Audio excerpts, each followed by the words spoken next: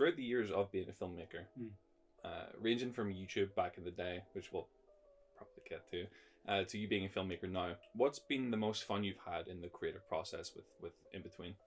I think this film was maybe the most fun because I was able to just kind of like go all out and like just follow something for about a year and a half, and just like as I was doing it in my house because of COVID, we couldn't shoot in the studio or anything like that, so I was just filming it in my student rented flat, and I was just able to work on it whenever I wanted to, every day, sort of up until like sort of 6 in the morning, and it was a lot of fun to just be able to like follow something like that and just really throw yourself into it and just dedicate your life to it, probably in like unhealthy ways, but just like do that for like at least once in your life is like really fun to do. So I was like, I think that's probably the most fun I've had. We were talking through your process of that when you were actually doing it on calls and stuff when you were over in England. But you gave me a little sneak peek on how your bedroom was. Yeah. You want to go into depth? Yeah. So obviously, like, I shot this I started in 2020. So I started doing some of the pre-production just before the pandemic, and then all the production was during the pandemic. And I sort of finished production in sort of 2021, sort of summertime. So yeah, the university was out, which is the University of West of England. We did have it's a very good animation course, and we had these like animation studios and stuff, which normally is what we'd use. But because of the pandemic, we couldn't use any of those studios, and they would occasionally open up, but like you couldn't trust it because like the next day it could shut down, you know, depending on how the restrictions were. So I sort of sat there and I was like, how am I going to make this film? I had a big film I wanted to make. How am I going to make this? And then I sort of moved into this new house, and I had a decent sized, I say decent sized, it was like it was a decent sized bedroom, but not a good sized studio. So I built an 8 foot by 8 foot stage using pallets and planks of wood that I just got from this place called Wix. It's like B&Q. So I laid them all out, and all I really had apart from this table was my bed in the corner, and like actually not even my desk. My desk, like, there was the chair and it was jammed in, so I couldn't even use the desk most of the time. So I had to sort of like work, and I had to crawl about underneath everything. It was like really, it was not good. It wasn't like a good way to live, but I got the film done, which is nice. And it was the only stop motion film that managed to be finished that year, because I had to sort of just like go like a bit insane to like get it completed. But did your landlord ever come around? No, but they almost did. Oh, they did come around. The landlord, yeah. That was the big fear. That was always the big fear, was like the landlord, because like, and I'm sure you'll cut like images and stuff in, but like it wasn't clean looking. It wasn't the kind of like, oh, I'm just like, if it's like something like Morph, you know, you're just like, oh, here's my desk. It all looks clean. I've got little plastic guys walking around. It's not that, because I had all these big snowy environments, which was just flour. So it was just flour everywhere. And so yeah, the landlord, like, we were always like, okay, well, we've got to do it. We have to do it. But like, what if a landlord comes around? And I think it's by law they have to give you 48 hours. It's either 24 hours or 48 hours heads up. So we would get this, and it happened twice, and we get this heads up. Hey, we just want to take a little routine check. I don't think they ever knew of anything. They were like, we're going to come around for a little routine check. I'm like, right. So me and often my my flatmate Jim, we would like just get everything, and like I would have like sort of up until like that point. So I'd finish the shot, and then I'd stay up late, finish the shot, and then we just have to deassemble everything, get it all like put away. So we typically like broke the sort of because it's separated into quadrants, this like 8 foot thing. So we'd break it down, we'd take away a 4 foot by 2 foot section, and we just have this big table, and then we had like blankets hanging down from it to try and make it was kind of like a tablecloth type vibe, where we're like, oh, it's nice. But it was because underneath that was just all this stuff was just crammed in there. We just covered it with the blankets, and we like put like a TV and stuff on it and made it look like it was intentionally like that way, and they would never look under the blankets. So yeah, they came through twice, and like I was for sure that like they'd be like finished, they'd be like, stop this film, we're getting evicted, but they never did, which was like so great. To shout out to our landlords in Bristol. I don't think you should check that out. You can bleep that. But you did mention though, like you were doing it through a pandemic, and you know, most films, as you said, that were in the film festivals with, you had to shut down and stop, and you know, I have to resume at later dates. But you kind of did it throughout because it was from home. The pandemic up to this point has been like 3 years. Think it back to pre-COVID, when you were just getting the film started in like pre-production, you'd say. How has your craft evolved in this space from pre-COVID to now? I mean, quite a bit probably. I mean, the actual like story of the scripts changed an awful lot. I had like an idea, like a loose idea. I think it like, because I often like write to music. I get inspired by music and stuff like that, and it doesn't really ever have anything particularly to do with the actual song in question, just the kind of like vibe that it brings. So I was thinking about this today. I think I was listening to like a playlist, and it was like it was just a bunch of like Irish songs. Because I was probably in Bristol, and I was like being like, oh, I miss home. So I was listening to a song with like a bunch of like Irish songs, and this song by the Waterboys came on. It's called Fisherman's Blues. It's in the credits of the film. But yeah, so I sort of been listening to it, and I had this other idea of a film, and it was far different. It was sort of about this like robot that was sort of like living in like a small like rural Irish village, and it just kind of like did its stuff, and that was kind of it. And then I went to Budapest, and while I was there, it was about sort of, I think it was about 40 degrees. We're in this bus, like a classic like tourist bus, and there was no air conditioning, so you could either sit on the top deck, which was open, and just get like burnt, or sit in the bottom deck and get cooked because it was like an oven. So it was the worst thing ever. But in that like delirious haze, I drew this little sketch of this little robot, and I was like, yeah, that's the guy. I should dispel the myth that they're actually called Flotsam and Jetsam, because that's not true. They're actually called they didn't really have any names, and then we sort of ended up we needed some names. So Small One, which is the main character, that's Snowbot. My uncle sort of named him that. I did a couple of Zoom calls where I was like talking to them, and I was just showing them the set. Like, and this was like in a period where it was like messy, but it wasn't like insane. So I was like showing them the robots.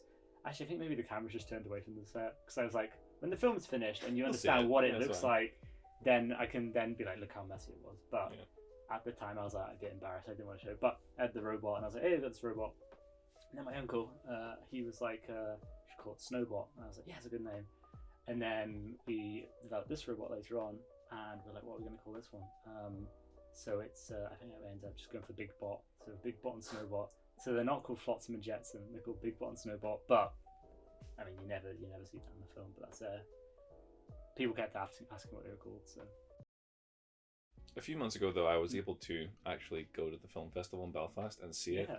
And I don't know, I was like a proud little dad. I was like sitting beside Alina and your fam as well, and we were just like sitting watching, especially because you got interviewed as well afterwards, after all the films. Way more terrifying than this. Oh, it was nice seeing it, because that was my first ever time properly seeing it. You gave me the opportunity to see it before, but I turned it down because I'm like, no, I want to see it in the way it was meant to be. I respect that. Yeah. I was excited though. There was a point though during the pandemic where you had it like basically done, and you would ask me if you wanted me to see it. I'm like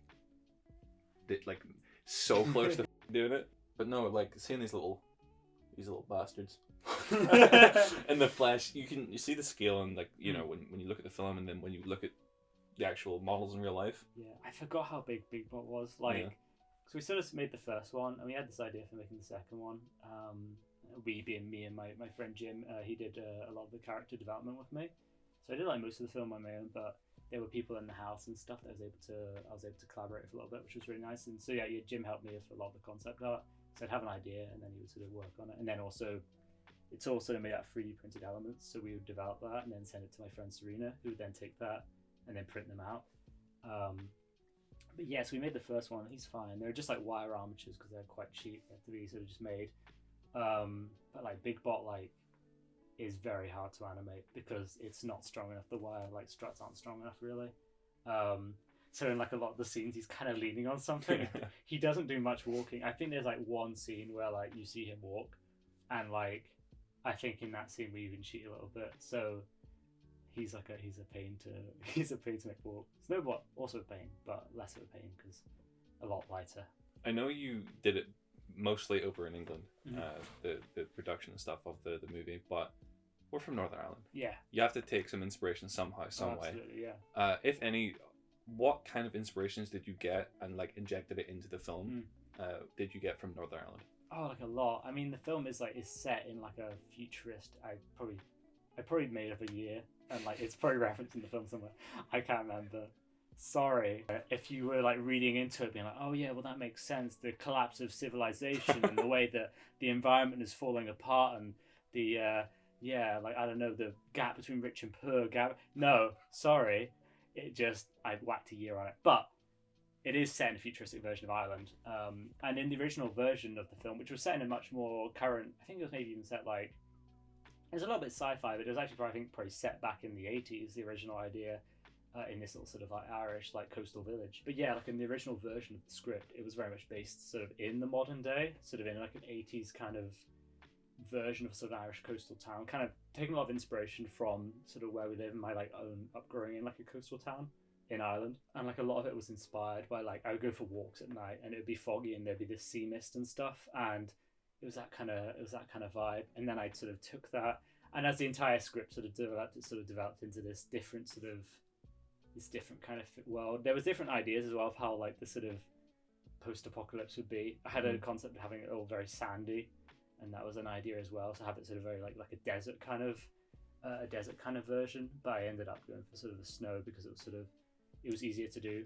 Bristol, not near any beaches, so and I think it's also maybe illegal to take sand from beaches. I don't know. That seems like a silly rule. Probably.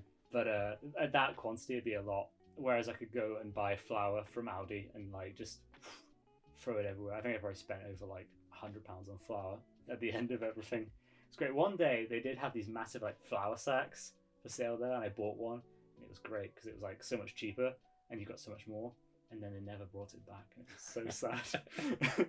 So you just had to keep buying these little tiny bags that were like sort of £5 each. So that's what half the budget went probably. It's scary also seeing how other people are going to react to it, strangers, because your friends and like your family and sort of even people like in your like course, your lecturers and stuff, they're going to be like easy on you. They're going to be like, oh yeah, it's really great, it's great. And also like they sort of know kind of what, I don't know, what is expected from your level and like sort of the level you're at and stuff like that, and be like, oh, that's definitely an improvement on your last work. But when you show it to a group of strangers, especially like, so I did animation festivals and also did non-animation festivals, and they were scary because you sort of, it's people who are sort of, I don't know, a lot more, it's people that maybe don't necessarily know like the amount of work that goes into something, and they're just, I want to see a film. So seeing it get a good reception there was really nice. But it was like scary the first few times. It sort of, it's always like kind of unnerving. It comes on and I'm always like, I want to go to the toilet. Like I just want to like leave. I'll go like stand in the car park for a bit, but I try not to do that. I try and just sit there and like watch it. I think it has got easier now. It's, I think the Belfast Film Festival, which one you went to, which was actually quite, it's one of the more recent ones. It was probably like a couple of months ago. Yeah, that was nicer. I think that was sort of like, by that time I was getting used to it. And also like, it's really nice with a good cinema because you get a nice sound system. So I mean, not that like the sound effects I put in are particularly good, because they're probably well, we'll get to that. Okay. We'll get to that. They're a bit clunky, but the score by my composer Adele, fantastic, and it like sounds so good on those speakers as well. So that was a nice thing. And I think the Queen's Film Theatre in Belfast, when we did the Belfast Film Festival, that was my favourite part about it, was just hearing the score, because she did such a good job on it. But yeah, as you were saying, I do have, not all of the sound effects were done by me. I mean, a lot of them actually were stock, but there's one that I sat on, I think it was probably just before the summer, I sat on Discord with a composer, a sort of a true artist of sound, of sonic scapes. I sat there and I showed him a little bit of the film, and I got him to make some sound effects. We had talked about how the most efficient way to make a train track sound would be at our disposal, especially during this time of COVID. It was pretty difficult to do anything at this point. It was in like an old like family home. We had this violin. I like tried like a couple of years ago, and it only has 2 strings on them, and they're horrifically out of tune. And it's just like, it's an antique, but it's not a well kept antique. You blow on it and it breaks. Yeah. There's just like a bunch of dust comes off, and it's just like, and the strings ping back. But if you did it the right way with the bow, it made this grating noise. Which sounds horrible if you're trying to play an instrument, but it sounds a lot like a train banking on rails. So we were like, oh, I've got that. And I was like, well, we can't get that shipped over to Bristol. And I was like, I know someone who has a good microphone and who can do that and figure it out for me. And I called you up, and we sat on Discord. I think I got footage of that on the no way you actually have this. So we sat there on Discord, and it took ages because it kept sounding like a violin. You kept playing it, and it kept sounding okay. It just sounded like a violin note, and I was like, no. And I was trying to frantically remember how we played it before, and then eventually you hit it, and I was like, that's it. And then we recorded it real quick, and then it's in there. It's really low in the mix, but it just like sounds just like very good. What is this film? what is this film? So this film is about. It's set in the near future. No, is it? No. Yeah. So it's Insert date here. It's set in the near future, an unspecified date, probably about 1,000 years in the future, and it's set in this world. It's set into like a futuristic version of Ireland, and humanity has just really messed the place up, you know, as we currently are doing. And instead of trying to fix it, they're in this sort of nuclear winter, kind of like big, like just frozen. Everything's frozen, and they've built this massive city that they've sort of lived in together, and they're like, right. We're out. I'm out. So they get in they make themselves a big rocket and they take off and they leave. But they had these robots that were sort of doing work for them. And they didn't bring all the robots. Some of the robots got left behind.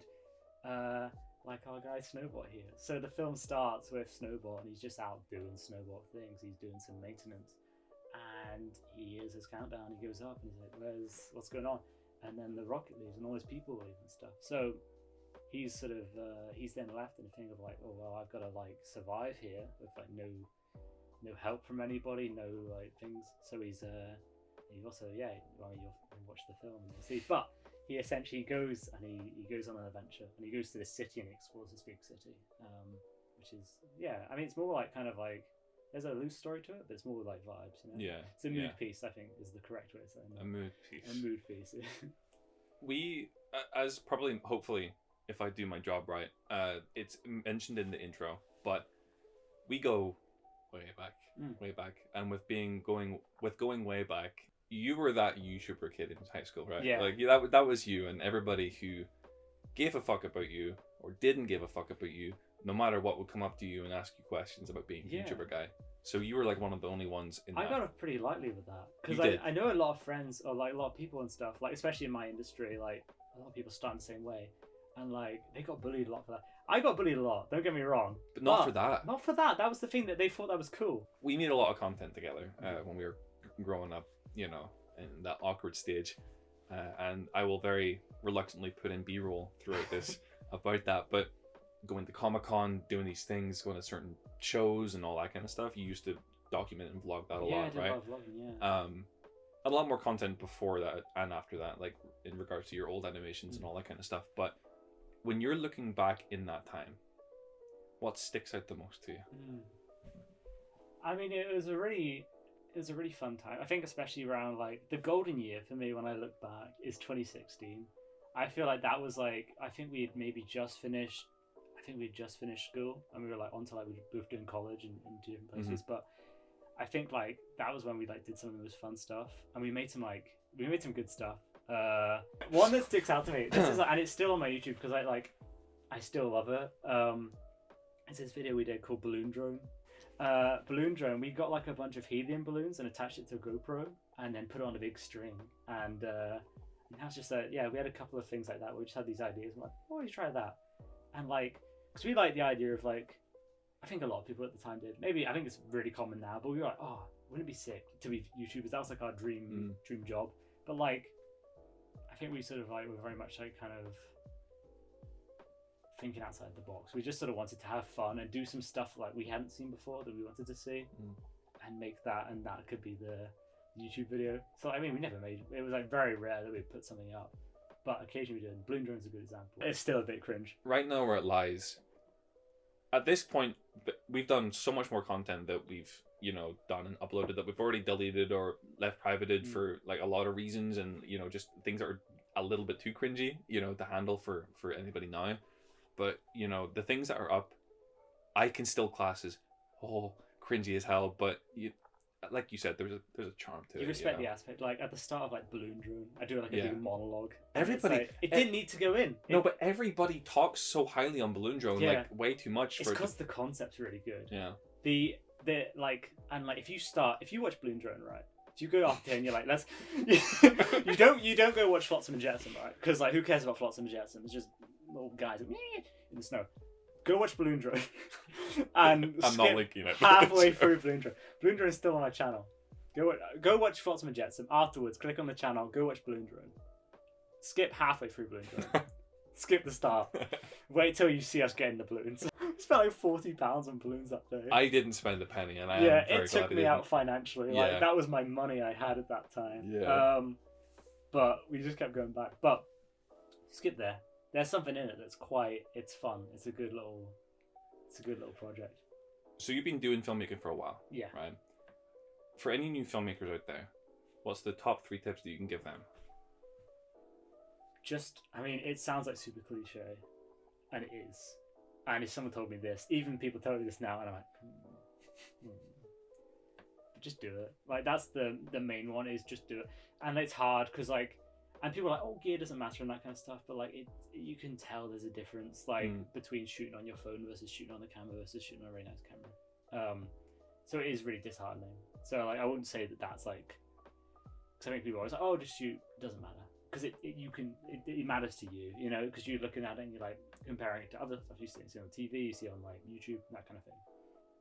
But if you can get past that, just to start and just keep working, try different things, play around with working your budget and be like, right, what can I do? What can I do? And if you've got a good concept, usually that can ride over technology and that kind of stuff. Maybe go to film school, that kind of thing. Don't spend a lot of money. Depends how old you are. If you are I don't know, just finishing secondary school and you think I really want to try going to college or something like that and do or if you're American, not college because that's university. Go to university, try it in university. There's still time to play around. Obviously this is a lot of money, but if you can go to a state I did a college, which is sort of when I was 16 to 18, which was free because it was state funded, and I learned a lot there. But then just on your own, you don't have to be part of an institution. Just go and just keep working. Go out there and do it. Just go out there and do it. That's the main thing. Is whatever by any means necessary, do what you want to do and figure it out. I think that's the main thing. Just do it. Okay, Flotsam Jetsam. Where can you watch it? Where can you see it? You can watch it on YouTube right now. It'll be linked down there probably. Yes. We're doing a rebranding. We're changing. If you've never seen me before, it doesn't matter. If you've seen me before, we're switching it. We're changing the name. We're gonna go by Harbour Rat now. I think that's sort of a new moniker that I'm taking on. My name is Felix Surplus. You can find me on Instagram at Felix Surplus. Watch the film. It's good. Share it with your friends. Be nice if people watched it. That's it. That's about. That's where all kind of. Cool. Good shit.